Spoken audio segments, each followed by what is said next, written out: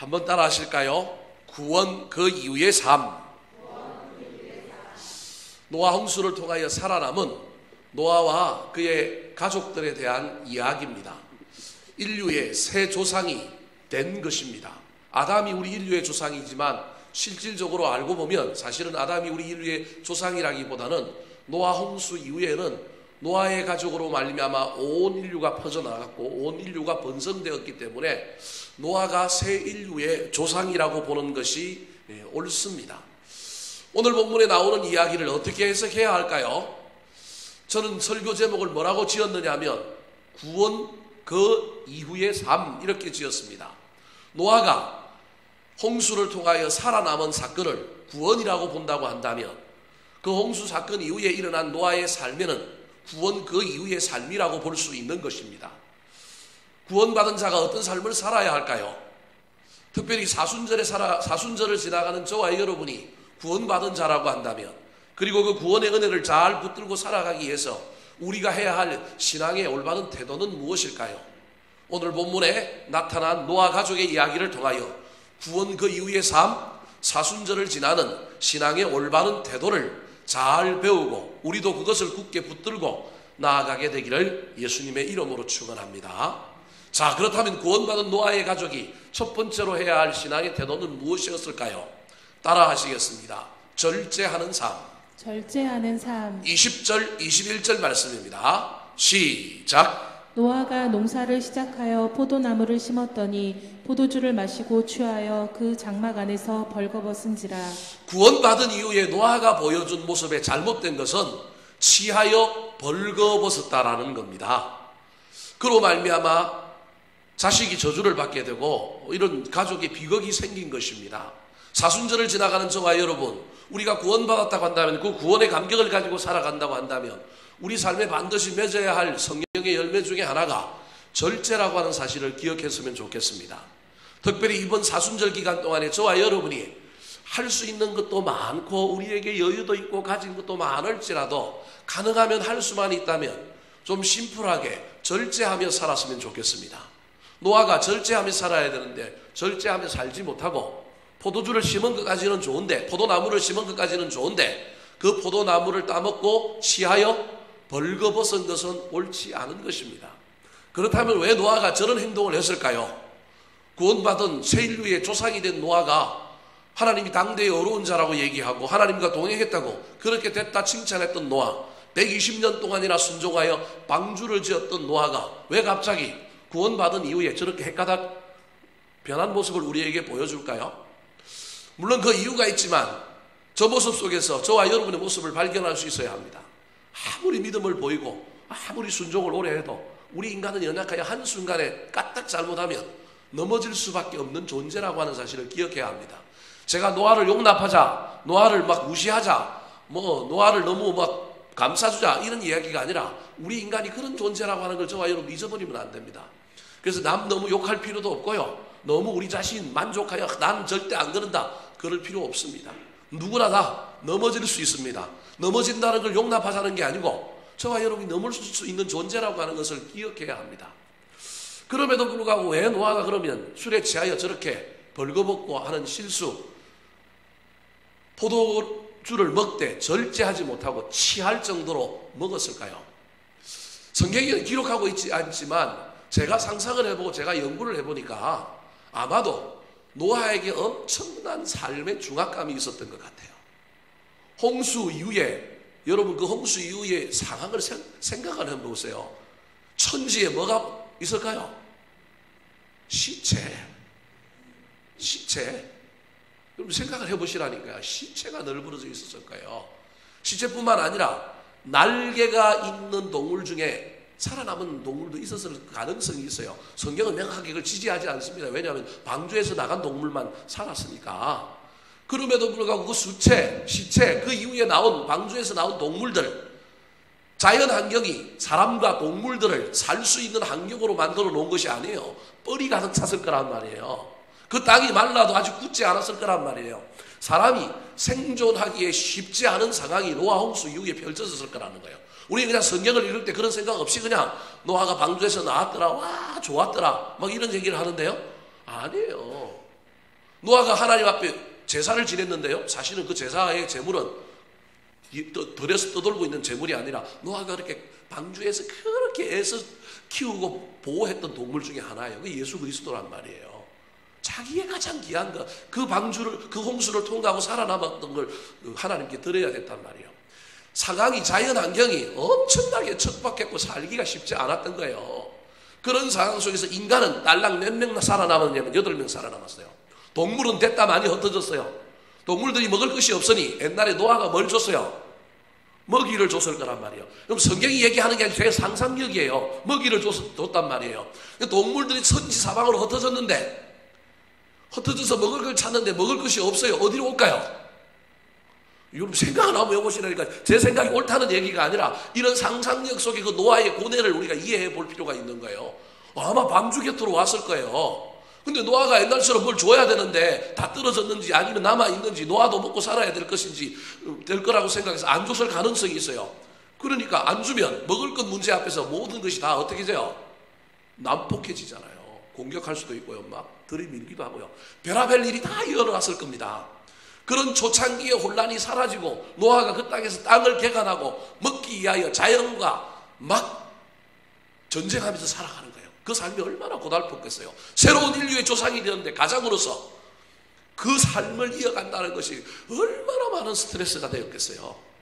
그랬는데 뭘 심었어요? 포도를 심었는데 그 어려운 척박한 상황 속에서 포도가 났단 말이에요. 그러니까 그 포도 열매를 따면서 한순간 어떻게 하는 거예요? 절제하지 못하고 헷가닥하는 거예요. 저는 인간으로서 노아의 이 실수를 충분히 이해하고 공감합니다. 목사이기 때문에 그래도 뭐 해야 된다고요? 절제해야 된다라고 이야기하지만 노아의 이 실수를 저는 이해한다니까요. 그런데 실수를 이해한다고 다 용납하고 다 이해한다는 게 아니라 저는 심고 다 먹은 것까지도 이해해요. 한 잔 먹고 취한 것까지도 이해해요. 그런데 더 나아가서 하지 말아야 될 일을 했는데 술 기운에 너무 더우니까 뭐 해버린 거예요? 옷을 다 벗어버리고 자는 거예요. 마지막 그 부분만은 저와 여러분이 그래도 신앙인이라고 한다면 우리가 어떤 한계를 정해놓고 저와 여러분이 절제하고 참을 수 있어야 합니다. 이 사순절 기간에 저와 여러분이 할 수만 있다면 절제하는 삶을 살았으면 좋겠습니다. 제가 여러분 보고 금욕주의로 살아라 이렇게 말하지 않습니다. 그런 금욕주의가 아니라 할 것 하시고 누릴 것 누리시되 그래도 조금만이라도 2%만이라도 좀 더 할 수만 있다면 한 20% 정도만이라도 저와 여러분이 일상의 삶에서 조금 우리를 단순하게 만들고 좀 더 심플하게 만들었으면 좋겠습니다. 3월 31일 날 우리가 심장병 어린이독회 헌금하는데요. 여러분 그때 헌금하는 게 목적이 아니라니까요. 헌금이 목적이 아니라니까 오해하지 마십시오. 헌금은 적게 나와도 좋아요. 헌금이 목적이 아니라 그 일을 통하여 우리가 사순절을 통과하는 거예요. 사순절을 동참하는 거예요. 사순절의 진짜 의미를 단순히 절제하는 것이 목적이 아니라 그 일을 통하여 예수 그리스도의 고난에 동참하고 예수님을 묵상하는 것이 목적이라고 하는 사실을 잘 기억하여 구원받은 우리의 삶에 너무 과도하게 너무 과하게 뭘 채우지 않았으면 좋겠어요. 지금 연예인들이 난리가 났잖아요. 한 사람 때문에 최근에 1박 2일에 차태현이하고 김준호라고 하는 개그맨이 은퇴한다고 선언을 해버렸어요. 네. 자기들이 그 일에 조금 뭐가 연류가 돼갖고 뭐 이상한 이야기가 또 하나 나와갖고 좀 절제하면 되는데 조금만 참으면 되는데 조금만 줄이면 되는데 그게 아닌 것들이 우리 일상에 너무 넘쳐나는 거예요. 이 나라가 너무 잘 사니까 우리의 삶이 너무 좋으니까 우리가 자꾸 넘친단 말이에요. 이 사순절에 구원받은 자로서 조금 우리를 부족하게 만들고 조금 단순하게 만들고 조금 더 절제하며 살아가는 저와 여러분 되시기를 예수님의 이름으로 축원합니다. 두 번째로 구원 이후에 우리의 삶이 어떠해야 할까요? 따라 하시겠습니다. 덮어주는 삶. 덮어주는 삶. 술 취한 아버지의 모습을 본 아들들의 상반된 모습이 나옵니다. 한 아들은 까발리고 험담하고 드러내었지만 또 다른 두 아들은 뭐 했습니까? 덮어주었습니다. 자, 22절, 23절 말씀. 먼저 22절입니다. 시작. 가나안의 아버지 함이 그의 아버지의 하체를 보고 밖으로 나가서 그의 두 형제에게 알림해. 자, 노아의 세 아들 중에 한 명이었던 함이라고 하는 아들은 아버지가 벌거벗은 것을 보고 밖으로 나가서 그 두 형제에게 뭐 했다고요? 저 알렸다라고 하는 단어가 단순히 이야기했다고 하는 게 아니라 가대 포장하여 험담하고 비방했다라고 하는 말입니다. 한글로는 알림에 적어 놓으니까 저게 별로 문제가 없는 것 같지만 그게 아니라 막 비난하고 비판한 겁니다. 여러분, 비난하고 비판해도 좋습니다. 최소한 비난하고 비판하기 전이라도 저 함이 뭐라도 해줬으면 좋아요? 덮어주기라도 했으면 얼마나 좋을까요? 그죠? 그런데 덮어주지 않고 뭐 했느냐 하면 그냥 드러내고 비판하고 알렸습니다. 여러분, 이 사순절 기간에 저와 여러분에게 조금 무례하게 행하고 조금 우리의 마음을 아프게 하는 사람들, 이 기간만이라도 저와 여러분이 뭐 해야 될까요? 덮어줘야 합니다. 참아줘야 합니다. 누가 이 기간에 참으셨어요? 예수님이 참으셨다니까요. 우리 주님이 많이 참았기 때문에 저와 여러분이 이 기간에 자녀들에게도 상대방에게도 할 수만 있다면 참는 계절임을 기억해야 합니다. 덮어주어야 합니다. 함은 덮어주지 못했지만 우리 신앙의 모델이 되는 또 다른 두 아들이 있었습니다. 23절 말씀 같이 읽어볼까요? 시작. 셈과 야벳이 옷을 가져다가 자기들의 어깨에 메고 뒷걸음쳐 들어가서 그들의 아버지의 하체를 덮었으며 그들이 얼굴을 돌이키고 그들의 아버지의 하체를 보지 아니하였더라. 여러분 보십시오. 셈과 함과 야벳의 태도가 아주 긍정해요. 보고 덮어줘도 저는 문제 없다고 봐요. 보고 덮어주고 까발렸어도 우리 하나님 좀 용서해 주시지 않았을까요? 최소한 뭐라도 했으니까. 덮어는 줬으니까. 그죠? 근데 셈과 야벳은요, 보지도 않으려고 하고 덮어준 거예요. 보고 덮어줘도 되잖아요. 셈과 야벳이 안 보고 덮어줬다고, 보고 덮어줬다고 셈과 함을 나중에 축복하는데 축복 안 할까요? 보느냐 안 보느냐의 중요한 문제가 아니라 사실은 그 삶의 태도가 사람에게 그냥 그대로 나타나는 거예요. 그 사람의 사람이 속 마음에 뭐가 있는지가 삶에 그대로 나타났는데 셈과 야벳은 보지도 않고 뭐 하는 사람이냐면 덮어주는 사람이고, 함은 보고 덮어주지도 않고 터뜨리고 까발리는 사람이라는 것입니다. 저와 여러분의 각자가 다 다룰 수 있습니다. 제가 지금 뭐가 다 옳다 나쁘다를 떠나서 여러분, 우리의 본 모습에서 이번 사순절 기간에 한 단계만 낮췄으면 좋겠습니다. 나는 보고 덮어주지도 않고 까발리는 사람이라고 한다면 하나라도 안 하면 되잖아요. 까발리는 것만이라도 안 하면, 보고 안 덮어줘도 좋지만 뭐라도 안 하면 줘요? 막 비방하고 떠들지 않았으면 좋겠어요. 지금 현재 우리의 모습 속에서 우리가 하나라도 낮은 단계로 들어가는 것, 그것이 구원받은 사람의 증거예요. 그것이 이 사순절을 지내는 아름다운 모습이라고 하는 사실을 잘 깨달아서 저와 여러분이 할 수만 있다면 참아주고 덮어주고 조금 더 낮은 단계로 들어가는 삶의 태도를 보이게 되기를 예수님의 이름으로 축원합니다. 마지막으로 구원받은 그 이후의 삶은 어떠해야 할까요? 따라하시겠습니다. 축복하는 삶. 축복하는 삶. 노아가 깨어나서 그 사실을 알았어요. 그 사실을 알고 난 다음에 노아가 한 일이 뭐예요? 축복과 저주를 같이 해요. 26절 27절 말씀 시작. 또 이르되 셈의 하나님 여호와를 하나님이 야벳을 창대하게 하사 셈의 장막에 거하게 하시고. 예, 저게 이상하게 됐네요. 성경을 보고 읽읍시다. 화면이 이상하게 나서 제 실수입니다. 덮어주세요. 26절 방송실이 문제가 아니고요. 자, 26절 27절입니다. 시작. 또 이르되 셈의 하나님 여호와를 찬송하리로다. 가나안은 셈의 종이 되고 하나님이 야벳을 창대하게 하사 셈의 장막에 거하게 하시고 가나안은 그의 종이 되게 하시기를 원하노라 하였더라. 여러분, 함이 문제가 뭐냐면 덮어주지 못한 거예요. 근데 노아의 문제도 뭐예요? 덮어주지 못한 거예요. 그 밤에 그 나물이라는 말이 있고요, 그 아버지의 그 아들이라는 말이 있어요. 이게 우리 인간의 문제라는 거예요. 우리 인간의 딜레마예요. 아무리 우리가 우리 자식들을 때로는 막 용납 못하고 막 그래도 그 자식이 사실은 누구 자식이에요?